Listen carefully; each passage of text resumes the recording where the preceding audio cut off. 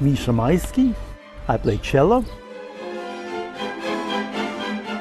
My first contact with music was probably started just about 9 months before I was born. I was born in Latvia. And I moved to St. Petersburg when I was 14 to boarding school and later to Moscow Conservatory to study with Rostropovich. Then instead of finishing conservatory, I had different kind of education by spending a year and a half in jail, labor camp, and then 2 months in mental hospital. 18 months I was shoveling cement instead of playing cello, building communism, as I always sarcastically say, obviously unsuccessfully. And then after this, when I left for Israel, I started my new, as I always call it, second life. Since I didn't speak a word of English or any other language and didn't have any cello, didn't play cello for 2 years, I basically had to start from scratch.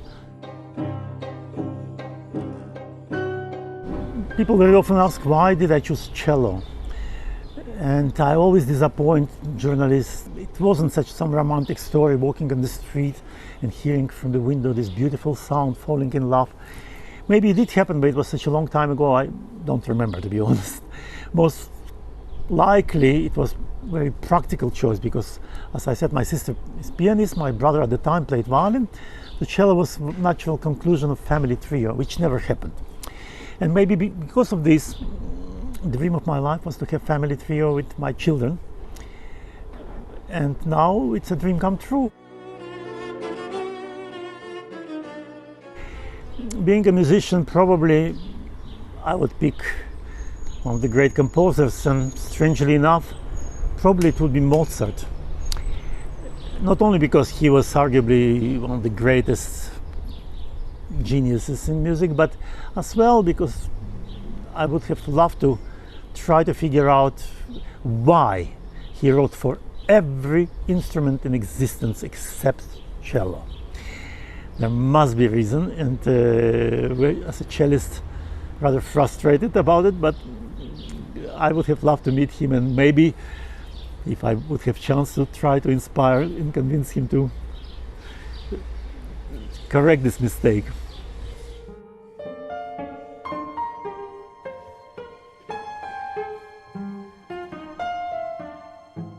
You know, my so-called style of dressing for concerts originally came for very practical reasons.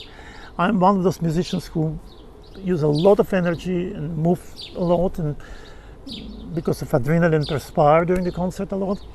And I felt incredibly uncomfortable in traditional penguin outfit, as I call it, tails and bow tie.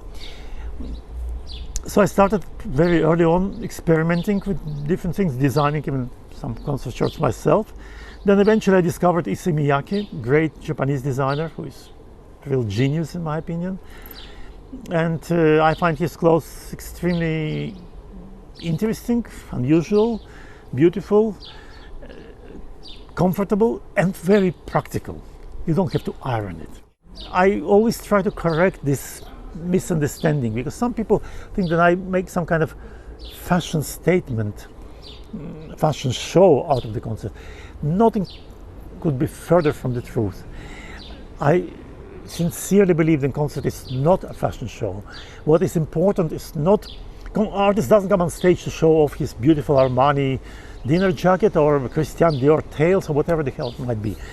What is important is music, and whatever helps the artist to do his best should be fine as long as it's dressy enough not to offend people in the audience. I always had some kind of, how should I put it, allergy or whatever, to uniforms and uniformity. I believe that, of course, if you're a member of military, police, doctor in the hospital, or even musician in the orchestra, where one has to suppress his personality and become one part of the unit, so to say, then uniform is logical contribution to this.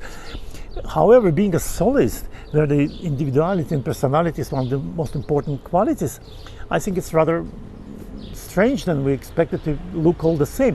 And then there's sexist element involved as well. Ladies for some reason can wear whatever they want, and men have to be all the same, black and white. So I think, in any case, as I said before, I think it's not that important. What is important is music, and that's how I feel about it.